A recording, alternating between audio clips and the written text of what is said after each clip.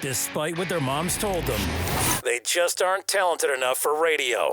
Unfortunately, anyone can have a show these days. Sean. Well, I'm pretty hard to figure out sometimes. In fact, I can't even figure myself out sometimes, so don't you try to. Joe. You're an idiot and really a disloyal person. This is the Cuse Militia. Now, those two unapologetically biased orange-blooded homers, Sean and Joe. It's the most bullshit thing I've seen in 30 years. Welcome, Orangemen and Ladies. Happy Sunday. This is the Cuse Militia with Sean and Joe. At Cuse Militia on the socials. Go there, join the militia. Thank you so much for tuning in. We appreciate all of you for hanging out with us. This is your Syracuse at Ohio postgame, a decisive 29-9 win for the Orange to open the season. You'll hear from us and we'll hear from you in fan feedback. But as always, first, let's listen to what Coach had to say after the game.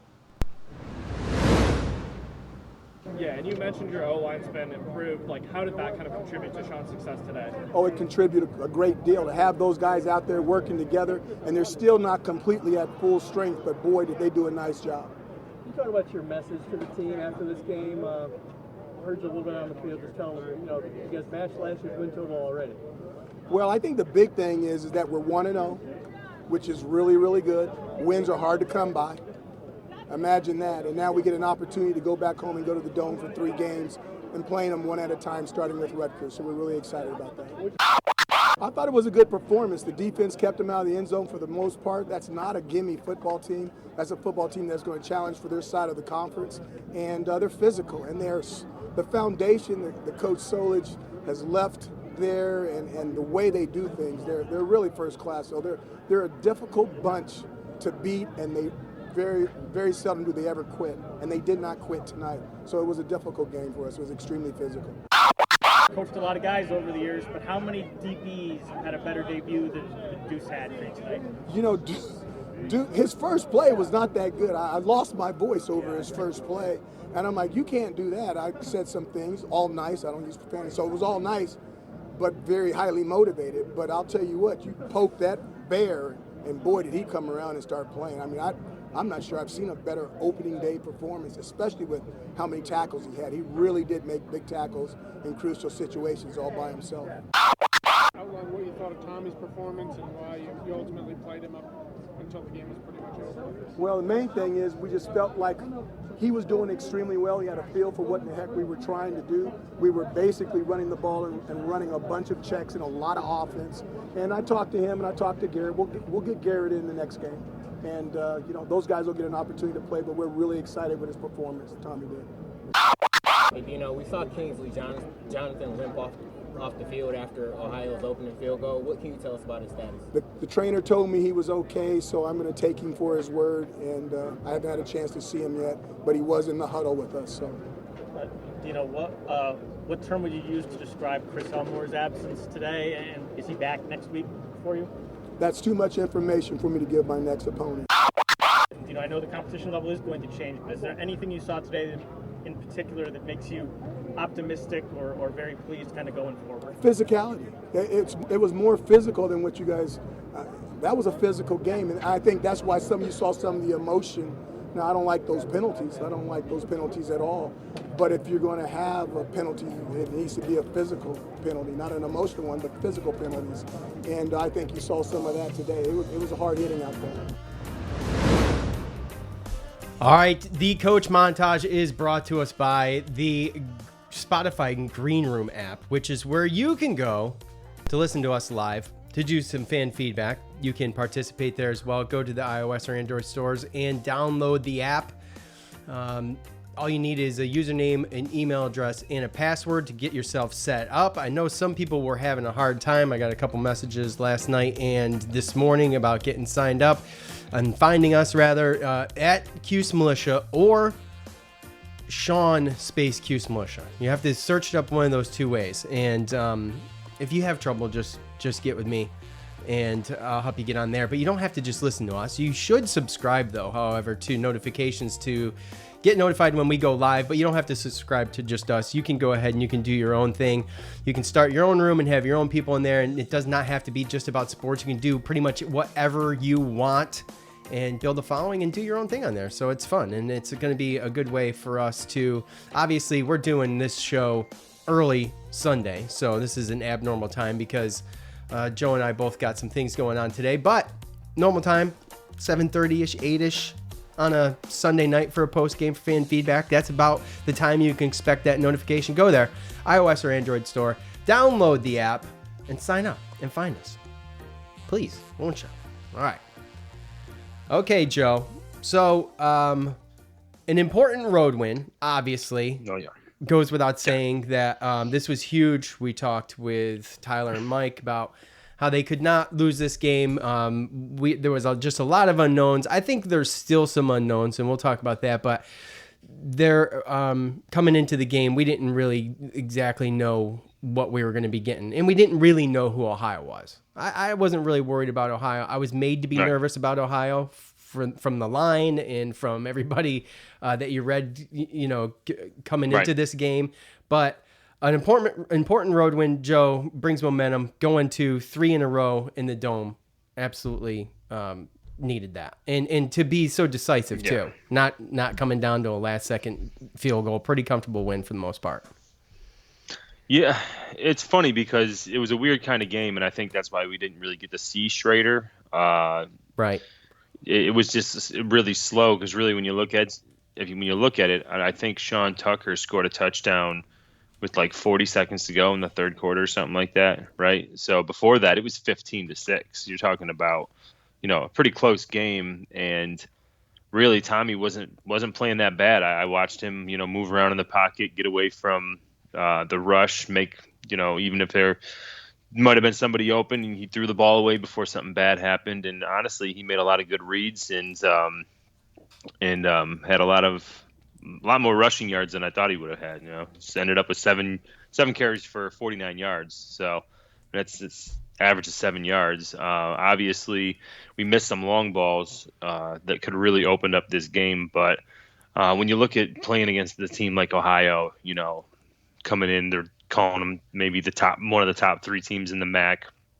A good Power 5 team could probably go to any MAC school and be able to handle them as long as, there wasn't a lot of mistakes and everything like that. And I think really that's what got us. We didn't look like we opened up our playbook, but we played a relatively mistake-free ball game. We didn't have a turnover. We only punted the ball twice. So when you look at it, I thought that we were pretty efficient, 8 of 12 on third downs, and obviously running for 283 yards and almost 6.5 yard average. We ended up dominating that game, although it was kind of slow, and Ohio really did slow it down. I mean, they only scored 9 points, and they didn't score a touchdown, but they had 31 minutes of time of possession and offense. So kudos for the defense being out there that long and holding them, scoreless as far as keeping them out of the end zone for a touchdown. And they only getting field goals all day. Plus, we got a safety, and Deuce Chestnut gets the interception at the end to kind of put the cherry on top. So all in all, I mean, it was a pretty good, dominant game. It's just it was played so slow. If that was a faster-paced game, then it could have been probably pretty ugly. But we did what we had to do without showing too much of our hands as far as playbook-wise for the next game. And sorry for those people that really wanted to see Garrett Schrader out there a lot earlier. Yeah, I mean, I would have been one of them, and we'll get into that in a second. But obviously, the highlight of the night was a mix between Sean Tucker and Deuce Chestnut. Obviously, both of them. It's hard to pick the better story, but I would have to go with Deuce just because it was his debut, and obviously this dude was all over the field. Finished second on the team with tackles, behind Michael Jones with 8 to his 10, and an interception, like you said. Garrett Williams missed one in the end zone. Yeah. He should have had too. But still, the defense held there. But, what can you say about Deuce, man? As advertised, right? The real deal. And I know just being on Twitter last night that was all the buzz, man. Everybody's super excited about having him opposite Garrett Williams on the field. That makes us feel a whole lot better. Another one of the kind of, for me anyway, kind of one of the unknowns was what's these DBs look like. And to get, they get a little soft start in my opinion with Ohio, but to get in there and hit nonetheless, and just kind of get in a rhythm and shake off the new season cobwebs and get this game under their belt, man. Now that's it. It's wide open after this. And what a player Deuce Chestnut's going to be this year. I mean, you can see it. Yeah. I mean, there's the safeties gave up one or two long ones, and for the most part, you saw him come up in the tackling, especially in the second level, looked a lot better. And yeah, you knew, obviously, everyone knows who Garrett Williams is because of the season he had last year, because everyone was throwing to him because we had 3 NFL, players from the secondary. So we knew that they were going to attack them, and that's what any smart team would do. And just him making them the open field tackles, in open space just by himself, just in the beginning of the game, impressed me. I mean, he was second in tackles, but he led the team in solo tackles. He had 5 solo tackles all by himself. The next highest is 3 with Garrett Williams. So an important pass breakup too on 4th down. Yeah, an important pass breakup. And again, that interception was receiver-like. That just shows his playmaking, his capabilities. I'm sure that Dino will probably talk about whether or not he should have returned that out of the end zone. I'm sure they'll have a talk about that. But he was feeling it. Come on.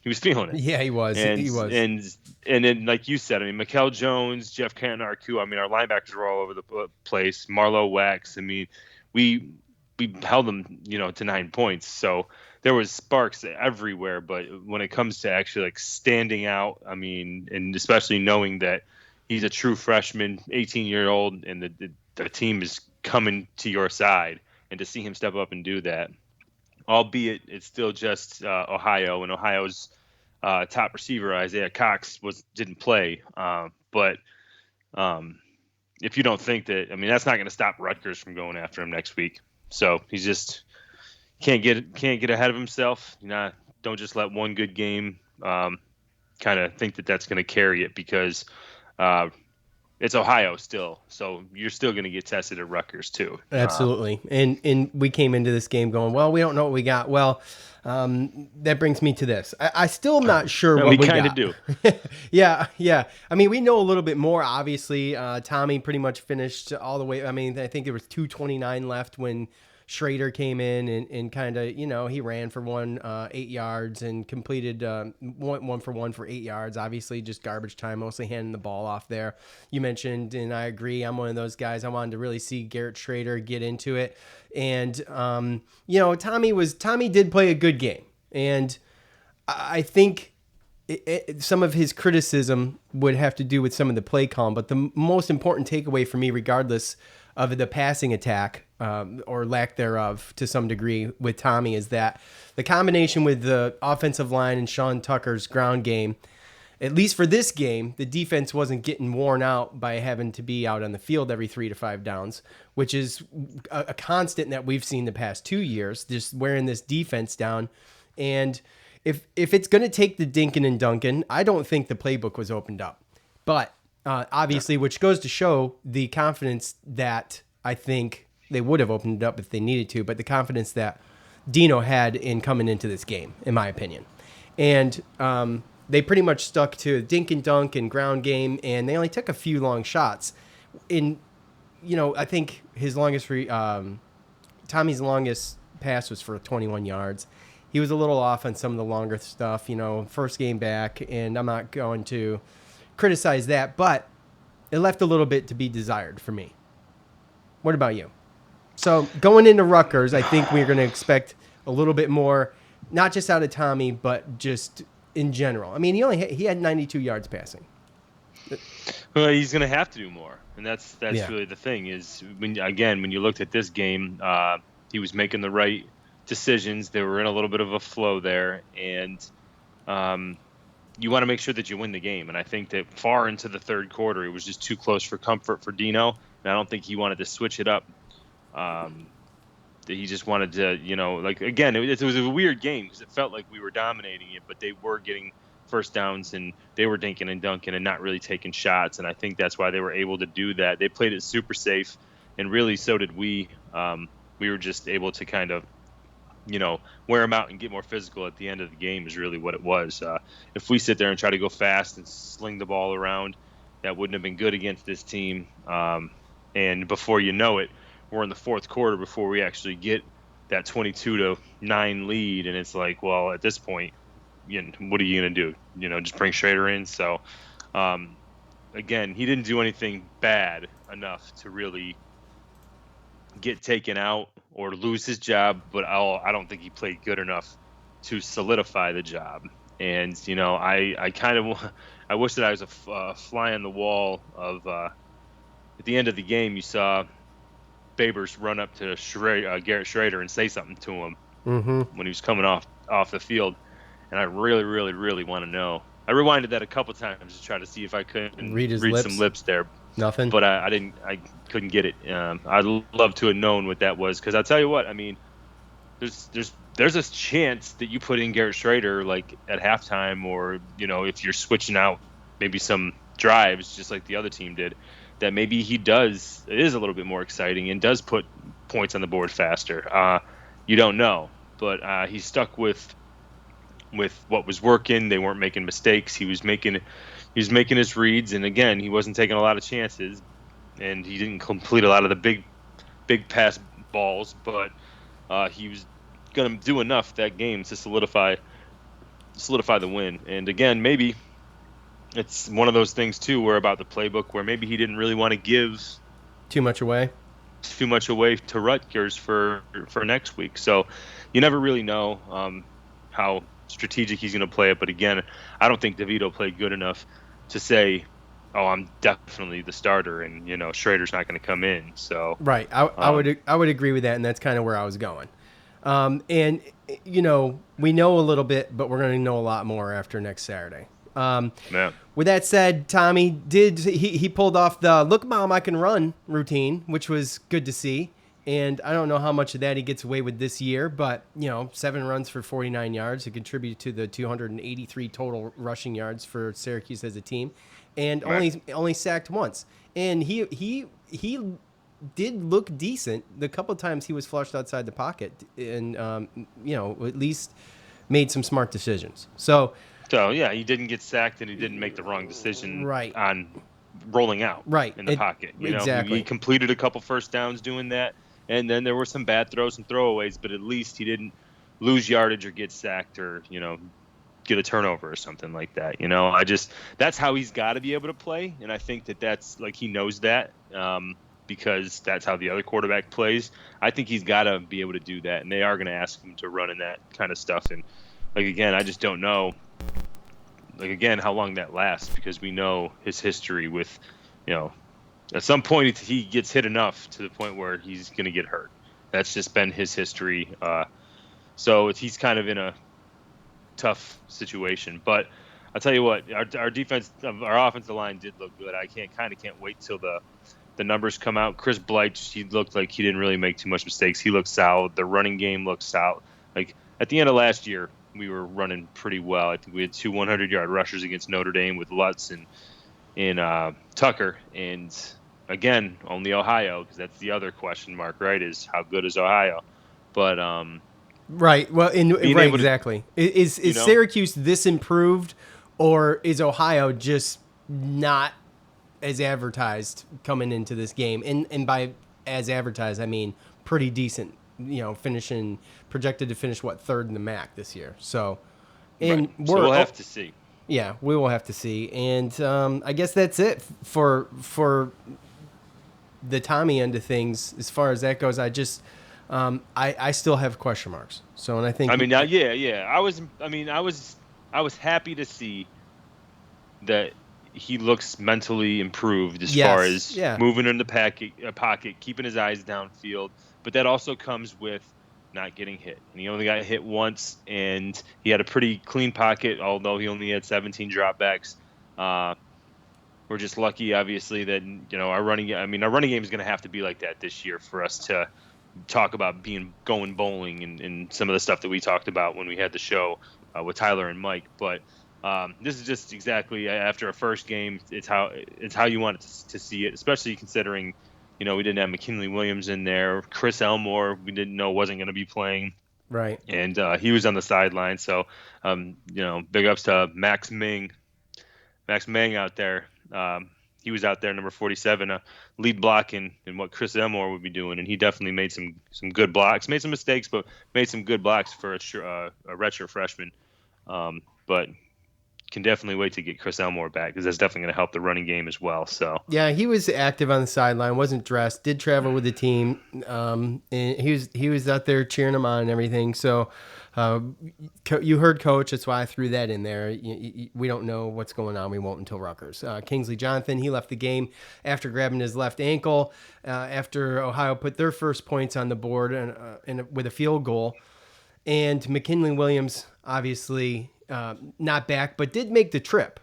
So that's good, right? Well, from what I understand, Dakota Davis did too, and they were both they both could have played with emergency situation type stuff. So there were some things that I was listening to and what I heard and then what I saw last night and stuff to where it kind of led to me thinking that Babers really wasn't too worried about this game, which I don't want to come out and say that they were cocky or they were this or that. But when you got guys that are like, well, they could play in emergency situations, and that's why they're gonna travel, but they didn't play, and then Chris Elmore not playing, then not bringing in Schrader and really not even taking chances. I mean, it was vanilla, and It was just lining up old school football. Just clock was ticking down, and we just had to do what they were doing better because we pretty much it looked like two offenses running the same thing, and just who was going to do it better. And I hope that I'm right with all that stuff because it'll make me feel a lot better. But yeah, it could be a situation where Ohio is just really not even close to as good as we thought, and we probably should have done more. But I mean, what are you going to do when you got the team like them just running down the play clock like they do, and just tough. Yeah. Just to wrap up the montage, Coach mentioned it was a physical game, and it's good to see those guys get out there and hit hard and not be afraid of it. And especially Deuce, obviously, he had a couple nice hits. Taj hung onto the ball one time after getting popped real good. And, it's good for those guys. First game, get out there, start hitting someone that's not on your team. Got to feel good. So, really, actually, very happy with the results, although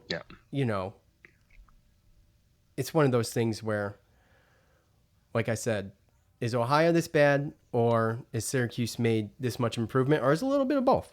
And usually what happens is it's a little bit of both, I think. So anyway, all right.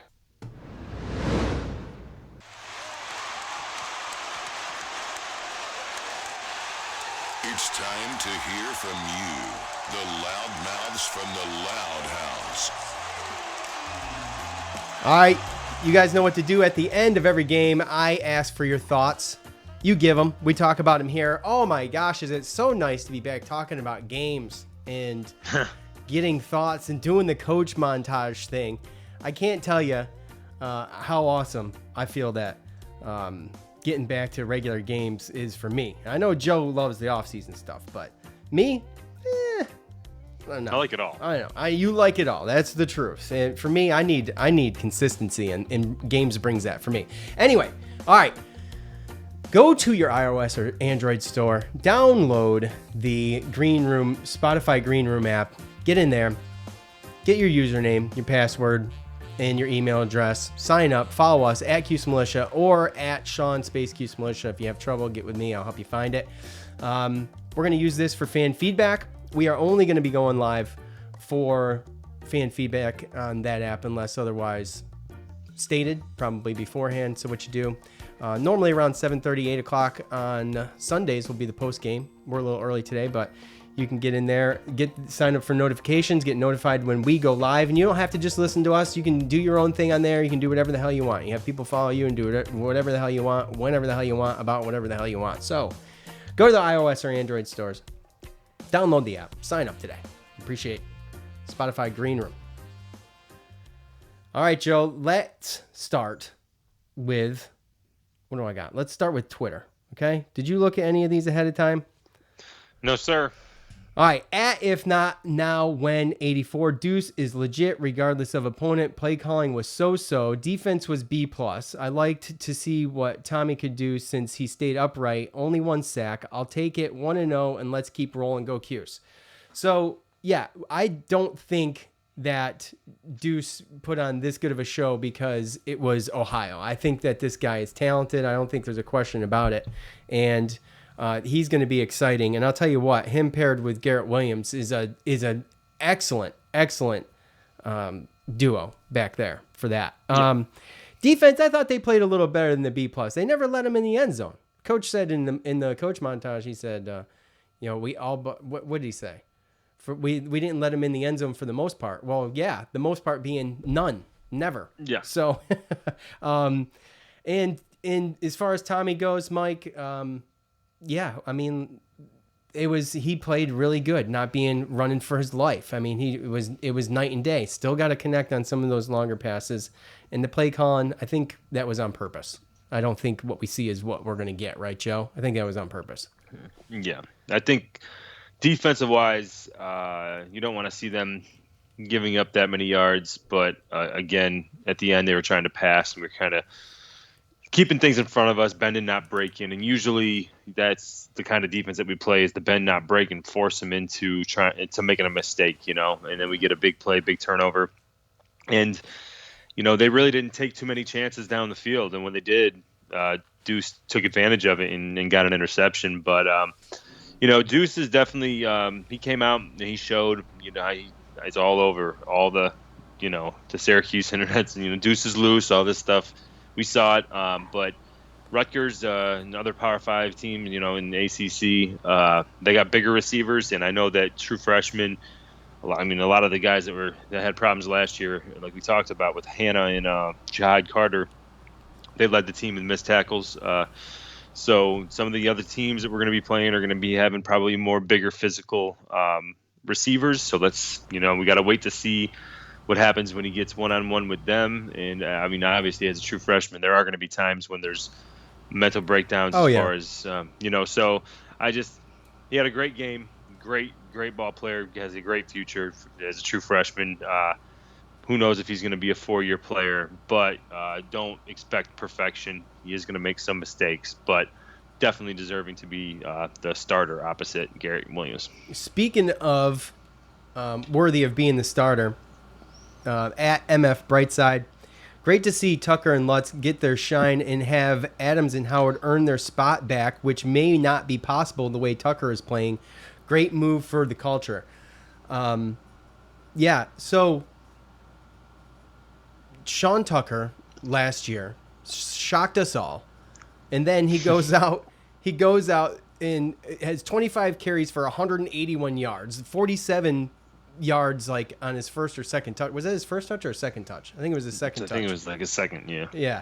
And obviously he picks up where he left off, no doubt about it. Cooper Lutz, 5 for 25, and some good powerful running from him. Abdul Adams and Jarvion Howard combined for 4 carries for 22 yards. So, I think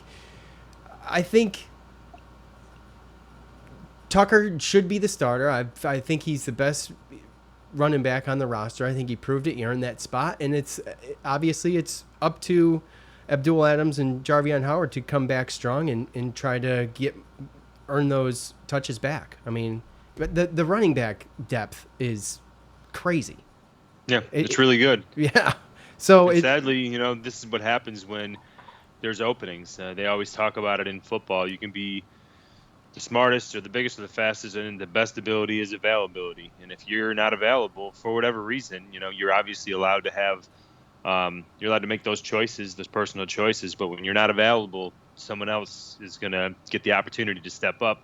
And last year, I think Tucker and I think Cooper Lutz really, they came in, and when we didn't think we had, running backs to lean on, and that we were going to have, a bad season there, they at least shown us some. They were like the bright spots of this 1-10 season last year, right? Yeah, so, absolutely. And they gave us hope in that room, and so yeah, and with Baber saying that they had to earn their spots back, that's just what it was. Those players weren't available, and these other two stepped up, and they actually proved it right. If those guys wouldn't have, in hindsight, who knows if those guys don't go and they don't do that, then they're the top two, and maybe we never even discover Tucker or give Cooper Lutz a chance to even show what they have. So it's weird how things happen, but they deserve their spots that they have right now for sure. And Sean Tucker looks pretty exciting. He does, dude. He does. Can you imagine him as a senior? I mean, my goodness. I'm just saying, that's the first game. I'm saying for the rest of the year. I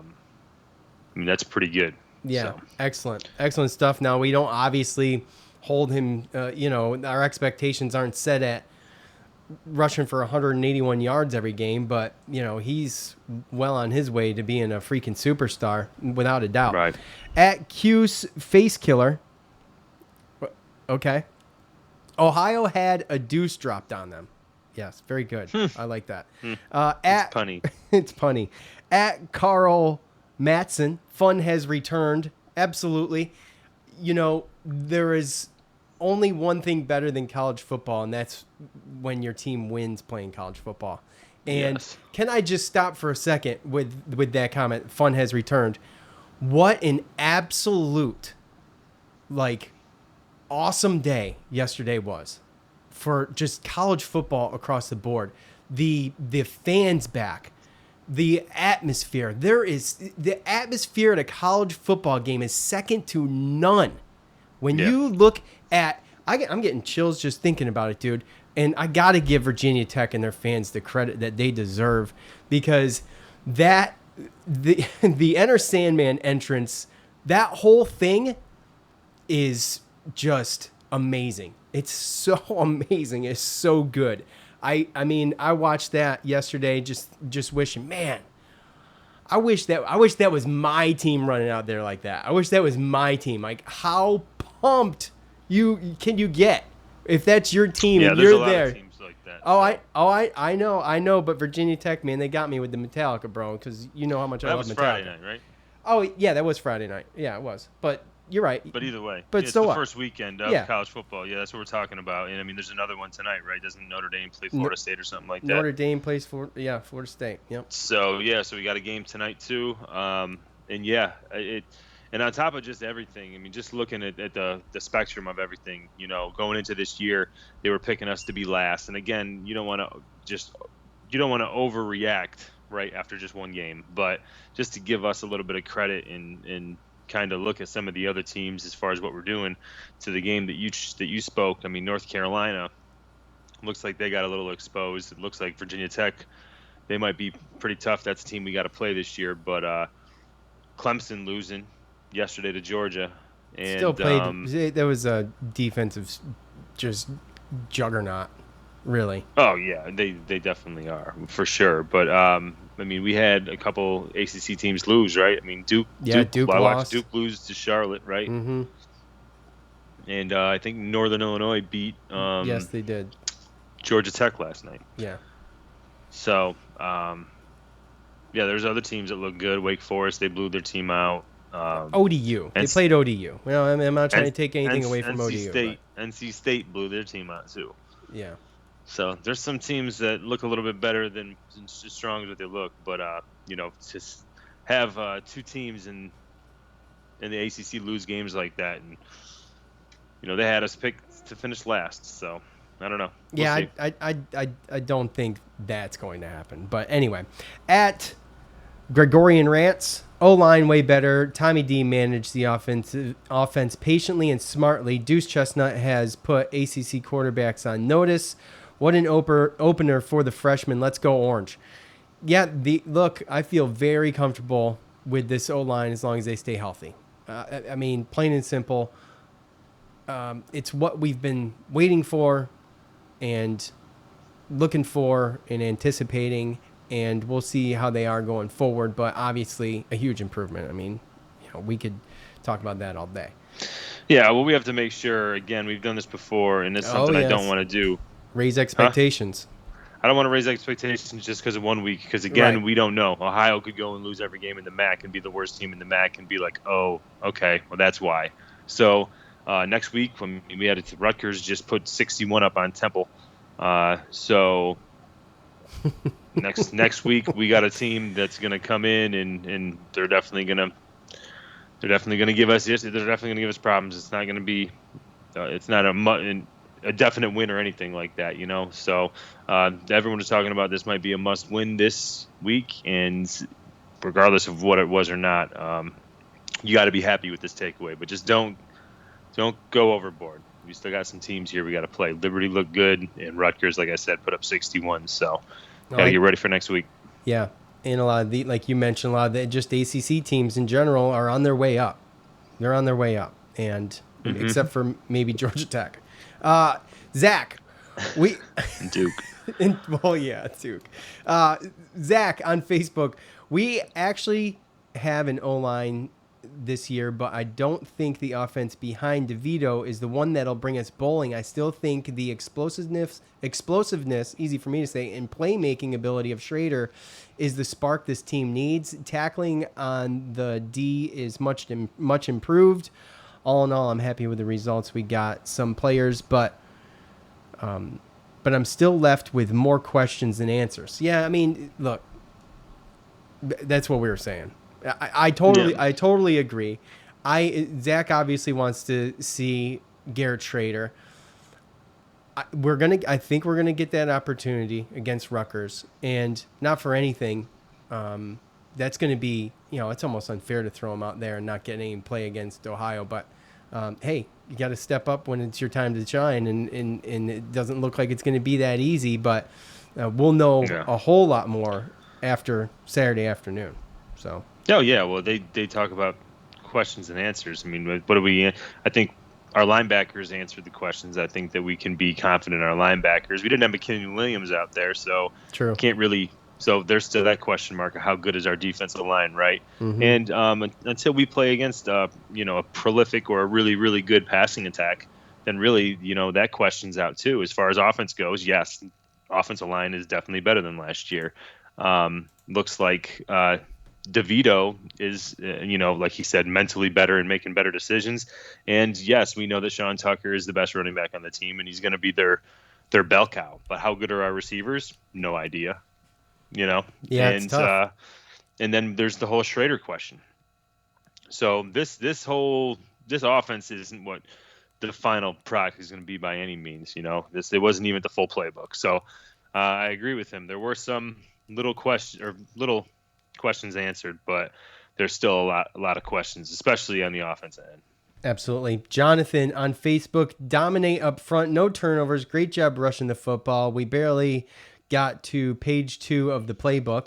Very true. And can't wait to see this team develop this year. Absolutely. I mean, I there's no comment really even needed for that. Yeah, the development is what Joe just mentioned, actually. Joe articulated a second ago. So we're going to get to see that. It's going to be fun, and just keep the expectations tapped until we find out what the hell goes on Saturday. Tim, by the way, no top fans on here right now. These are Tim and Zach are normally top fans, but I'm not seeing it. Maybe it's because we don't post that much. Because I hate social media, by the way. Tim on Facebook, they won. That's a good start. Tucker looks really good, but still not really moved by this offense. Yep, I think it's across the board. I think everybody feels kind of the same way. Oh boy, I spoke too soon. Dominic, top fan on Facebook. He's on it. He is on it. Thank you, Dominic. Tucker is a stud. Deuce is a stud. O-line is improving. Big test versus Rutgers next week. You'll have to excuse. I'm trying to obfuscate the giant crack in the middle of my screen. It seems like Dino and Gilbert kept the play calling vanilla as not to give anything away for next week's game. A win is win by expected red zone improvement, or we will struggle to make bowl games. Okay. Well, I think the whole bowl game question. We had fun in the beginning of the year before it started about our predictions and stuff, and I hope I'm wrong because I got them at 5-7, but. No. We'll see what happens. I think we'll talk bowl games after these first 4. these first 4 games, we'll have a good idea, just judging by the record, what the... Yeah, I mean, this is a great start, right? I mean, for all intents and purposes, if you look at the total yardage and possessions and first downs and all that, and even turnovers and penalties, I mean, Ohio didn't even get a penalty called on him, even though I know I saw some. Well, yeah, there was a pass interference that wasn't called. I know that. Yeah, and I saw a couple holds too. But either way, if you were to look at these team stats and everything, with the penalties and the turnovers and all that kind of stats that I just shared with you, then you would have thought it was a close game.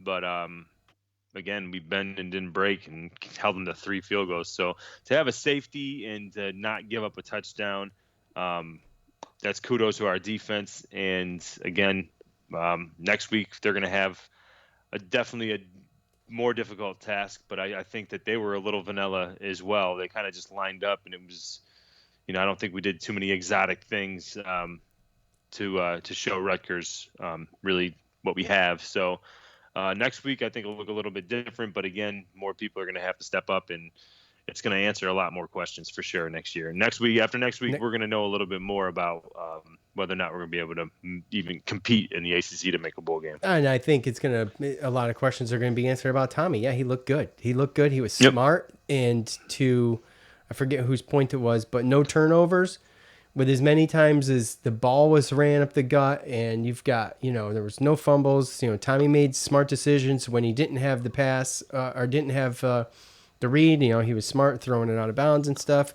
So, and there were some bad passes, but they weren't dangerous. Okay, because that's what we've seen. Right. We've seen dangerous passes.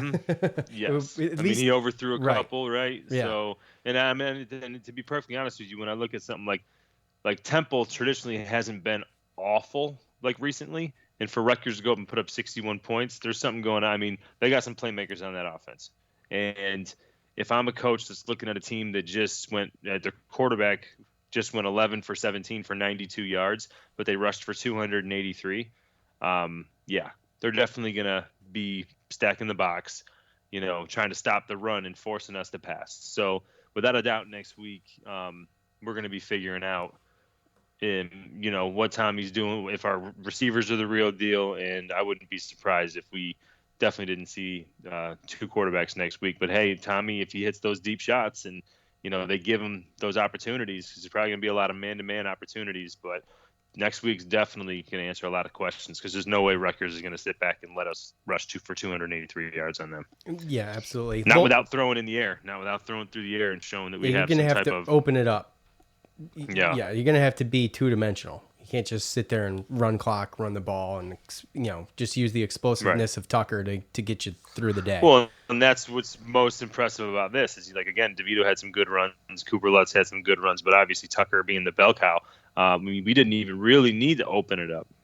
Josh Harris had 6 catches for 28 yards, Quealy 3 for 39.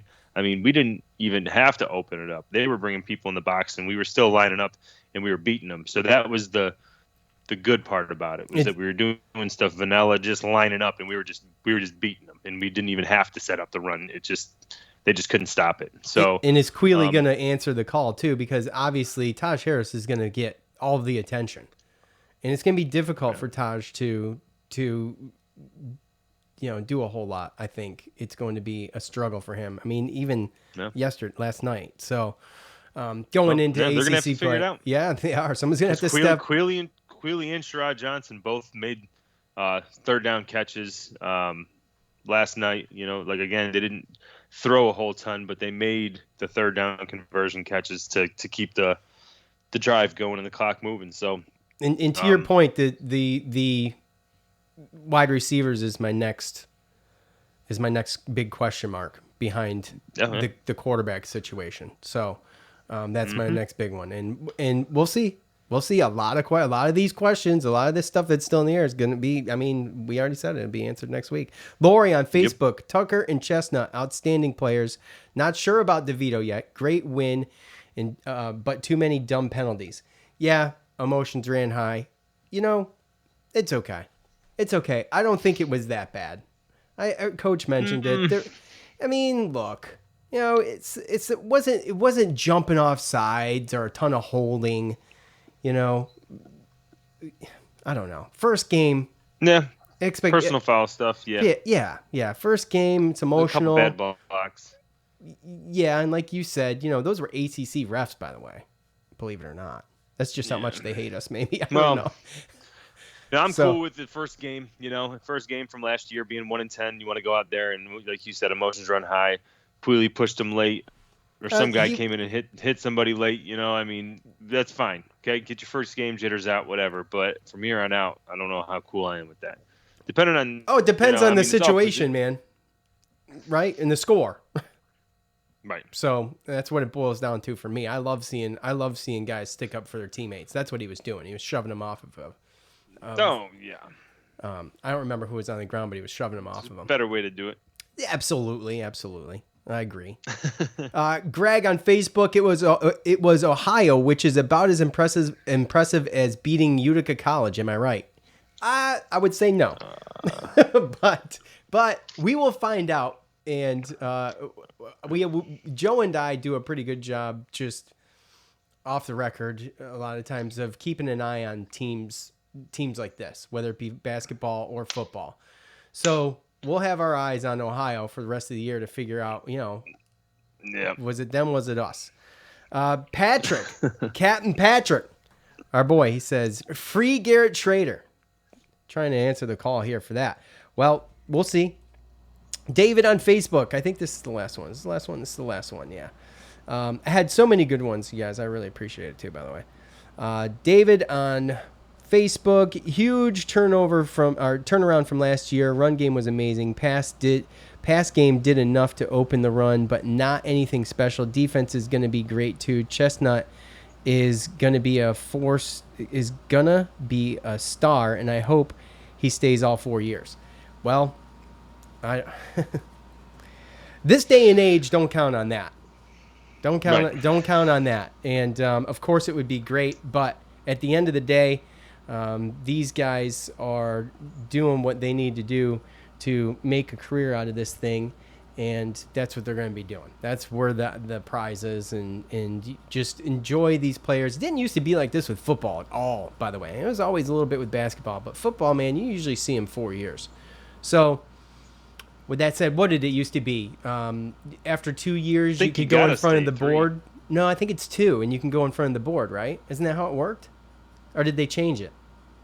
I don't know. I always thought it was 3 years removed from high school, but okay. Well, I don't know, but that's a good rule. Maybe they did change it. I don't know. That's a good rule, though. So, anyways, look, that is going to do it for this episode. I really appreciate all of you for hanging out with us, and obviously, what we are going to do is be back here Tuesday. Sundays and Tuesdays, those are the days we will be back here for the Rutgers preview. Again, appreciate all of you for hanging out with us. For Joe, I'm Sean. We're out. Peace.